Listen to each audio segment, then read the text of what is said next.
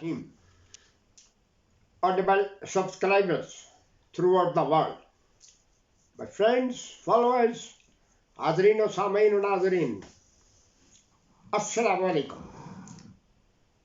I am Abdul Mannan Darwish, again speaking to you from Kasr Darwish, Islamabad. How are you? Welcome once again.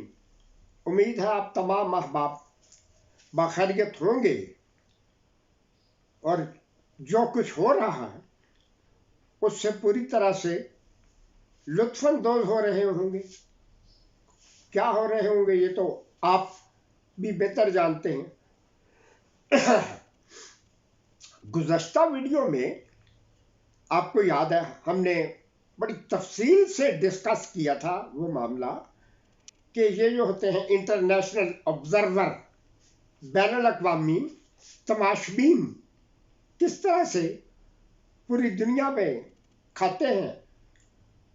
उधर गए तो उनके साथ, इधर गए तो इनके साथ. ठीक है बात. वही आज मैं फिर सोच रहा था, एक बादशाह ने अपने एक जासूस को कहा कि ये जो साथ वाला हमारे दुश्मन बादशाह का मुल्क है वहाँ जाओ और जासूसी करके आओ. वो चला गया. उसने जाते ही सीधा दुश्मन बादशाह के महल में चला गया. कहने लगा जी इस तरह मेरी बादशाह ने ड्यूटी लगाई थी तो मैं आपके पास आ गया हूँ. वो बड़ा खुश हुआ. लो भाई एक बंदा और ख़रीद लिया. तो ऑर्डर किया कि भाई इसको शाही मेहमान खाने में रखो.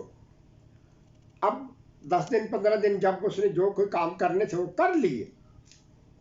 एक दिन कहा जी इजाज़त दे अब तो मैं जाऊँ अपने मुल्क में वापस. बादशाह ने कहा कि देखो तुमने अपने बादशाह का भी नमक खाया, मेरे साथ भी काफ़ी दिन गुजारे. अब तुमने फ़र्क क्या महसूस किया, कौन सा बादशाह अच्छा है और क्या है. उसने कहा कि जनाब मैंने बहुत कुछ देखा, ऑब्जर्व किया. आप 14वीं का चांद है, वो हमारा बादशाह वो तो पहली का चांद है. बड़ा खुश हुआ. पहले उसको इनामात तोहफे शोफे दे चुका था और खुशी से तोहफे दे दिए. चल पड़ा वापस. बादशाह के जो और जासूस थे उन्होंने ये खबर असल बादशाह तक पहुंचा दी कि हुजूर ये जो हमारा बंदा था ये इस तरह बिक गया. तो अच्छा क्या हुक्म दिया कि जो ही ये सरहद के अंदर हमारे मुल्क में दाखिल हो इसके पाँव में रस्सा डाल के इसको घसीटते हुए मेरी तरफ लाओ, मैं इसको देख लूं. ऐसा ही हुआ. जब उसके दरबार में उसको घसीटते हुए ले गए, बादशाह ने पूछा तुमने ये बात की थी. उसने कहा जी हुजूर पहले मुझे जान की मान दे तो मैं आपको बताऊं ना, मैंने बात की थी ना जो भी. उसने कहा चलो बताओ क्या हुआ. कहता है कि असल आपको बात समझ नहीं आई. वो मैंने वाकई उसको यही कहा था कि आप 14वीं का चांद है और हमारे बादशाह सलामत जो है पहली. 14वीं का चांद सारी दुनिया को नजर आता है, पहली का चांद किसको नजर आता है. लेकिन आपने अंदर की बात नहीं समझी. 14वीं का चांद कितना भी खूबसूरत हो इसके बाद उसका जवाल शुरू हो जाता है और पहली का चांद जैसे भी हालात होंगे वो चांद बड़ा होगा, सारी दुनिया में आस्ता आस्ता छा जाएगा. तो बहरहाल ये हम बात ही कर रहे थे कि इलेक्शन सर पे है, सारे काम सब कुछ रुक गया. अब इलेक्शन हो ले. ये हमें बताया था कि 8 को इलेक्शन होगा, रात के 2 बजे तक रिजल्ट आ जाएगा और कुछ अगर मजबूरियां बनी तो अगले दिन जुमे को 10 बजे तक आ जाएगा सुबह. चले इस दौरान मुझे एक बंदे का वो फोन आया कि और लोगों ने मुझे बताया मेरे जो दोस्त होते मैं उनको मुख्तलिफ नामों से याद करता हूँ जो उनको खुद बड़ा पसंद होते. उन नामों से उनका ताल्लुक कोई नहीं होता. मिसाल के तौर पे कराची हमारी जो PDF तंजीम है تو ان کے ایک ڈرائیور ہے، میں نے ان کو پوچھا بھائی آپ انڈیا سے مائگریٹ کر کے آئے تھے تو آپ وہاں کون سے علاقے سے آپ کے بڑے آئے تھے؟ انہوں نے کہا کہ رامپور سے، یہ اتر پردیش کا شہر ہے۔ میں نے ارد گرد کے بہت سارے شہروں کے نام بتا دیے۔ کہتا ہے یہ تو میں نے بھی آج تک نہیں سنے تھے۔ میں نے کہا چلو نہیں سنے تھے نا، اب آپ کو بتا دیا۔ اس کے بعد میں نے اس کا نام پوچھا، کہتا ہے اسماعیل۔ میں نے اب جب بھی مجھے ملتا ہے میں اس کو کہتا ہوں حضرت رامپوری، حضرت رامپوری رحمۃ اللہ علیہ۔ اچھا، اس طرح سے اور بھی بڑے دوست ہیں، بڑا مزہ آتا ہے۔ خود جب بھی ملے، لو جی السلام علیکم، حضرت رامپوری صاحب آ گئے۔ قصور کے آگے ایک جگہ ہے کنگن پور، آپ نے بھی سنا ہوگا، وہاں میرے جاننے والے تھے ایسے بندے، تو نام تو پتہ نہیں ان کا میرے ذہن میں بھی نہیں ہے۔ جب بھی ملے اسی طرح تعارف کرائے، السلام علیکم، آ گئے جی کنگن پور، حضرت کنگن پوری آ گئے۔ مجھے لوگوں نے بتایا کہ یہ جو حضرت کنگن پوری صاحب ہیں اچھے خاصے کھاتے پیتے بندے ہیں، تو آزاد کینڈیڈیٹ کے طور پہ الیکشن میں کھڑے ہو رہے ہیں۔ اچھا، میں نے کہا بھی کمال کی بات ہے۔ تو میں نے فون کیا کہ جناب یہ میں نے آپ کے بارے میں سنا، تو الیکشن میں کھڑے ہو رہے ہیں؟ تو کہتے ہاں تو کھڑا ہو رہا ہوں نا، کیا مسئلہ ہے؟ میں نے کہا وہ مسئلہ تو کوئی نہیں، آپ کی کئی دکانیں ہیں، گوشت کا کاروبار ہے، ہزاروں روپے کی انکم ہے روزانہ، کیوں کھڑے ہو رہے ہیں؟ آپ کے ذہن میں ہے کیا؟ مجھے تو کوئی اعتراض نہیں ہے نا کہ پیسہ کمانا چاہتے ہیں۔ کہتے ہیں میرے پاس پیسے کی کمی ہے، آپ کو خود ہی پتا، میں ہزاروں روپے کی سیل ہے۔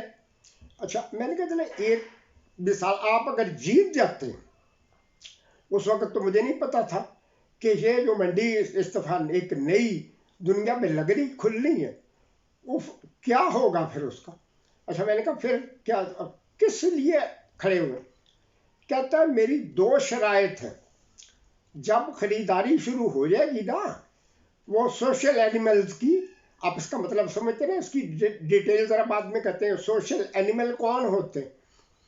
تو کہتا جب بکری اور خریداری شروع ہوگی، میں نے دو شرائط رکھنی ہیں، یا تو مجھے وزیر خزانہ یا مشیر خزانہ بنایا جائے، دوسری شرط یہ ہے یا تو مجھے وزیر مذہبی امور یا مشیر مذہبی امور بنایا جائے، بس ٹھیک ہو جائے گا۔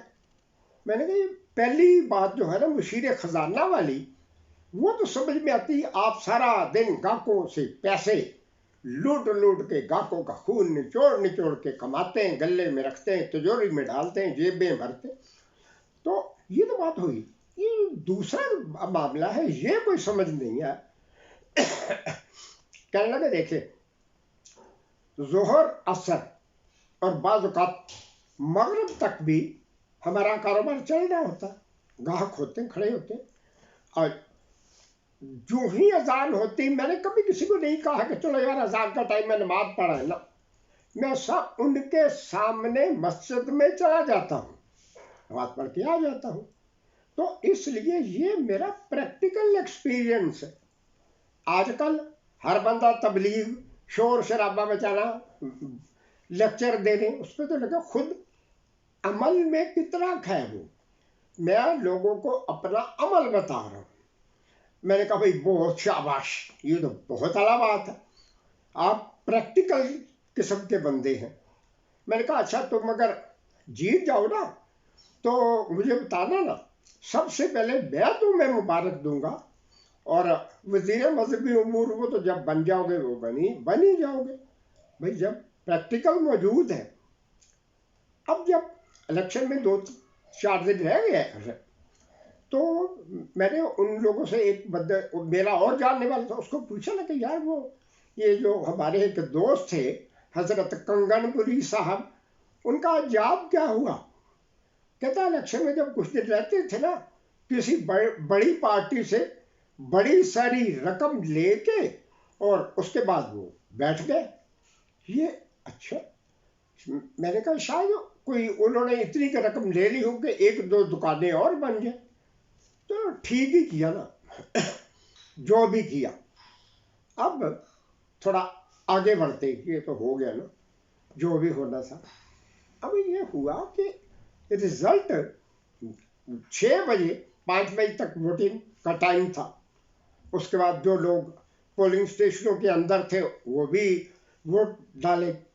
6 बजे ही ये प्राइवेट रेडियो के चैनल, टीवी के चैनल, इन्होंने ना पेशीनगोई ये शुरू कर दी, वो आगे है, वो ये है, वो पीछे, वो जीत गया है, वो जीतने वाला है, टेड आ रहा। रात के 2 बजे इलेक्शन कमीशन की तरफ से एक बयान आया, खुद दिन मैंने सुना, मैंने रात दिन खाना पीना सोना जागना सब कुछ इस इलेक्शन की खातिर छोड़ा हुआ था, कोई काम नहीं कर रहा। उन्होंने कहा जी ये जो प्रेडिक्शनें 6 बजे से शुरू हुई है इसका इलेक्शन कमीशन से कोई ताल्लुक नहीं है, ऐसी बातें कर रहे हैं। इलेक्शन कमीशन के हवाले से ये पता चला है, हमने कमीशन वाले कहते हैं ऑर्डर कर दिया है तमाम रिटर्निंग ऑफिसर वगैरह को कि आधे घंटे के अंदर अंदर पूरा रिजल्ट कंपाइल करके दफ्तर में भेजे ताकि रिजल्ट अनाउंस कर दिया जाए। अब वही कुछ हुआ जो 2018 में हुआ था। पहला रिजल्ट 2:45 बजे आया। चलो जो भी हुआ, हमने सोचा शुरू तो हुआ, वो शुरू तो हो गया। वो दिन 8, आज ये कौन सी तारीख है, 13 है, अभी तक 100% रिजल्ट तो मुकम्मल नहीं हुआ। खैर हो ही जाएगा कभी ना कभी, लेकिन ये है कि बताया क्या गया था, दिखाया क्या गया था। चलिए बात जरा लंबी हो रही, आखिर जो बात मैं इस वीडियो में करना चाहता हूँ, एक बहुत बड़े बंदे गुजरे, इल्म से थोड़ा बहुत भी जिनका ताल्लुक है, कि उसने एक बात की थी, man is a social animal, इंसान एक समाजी हैवान है।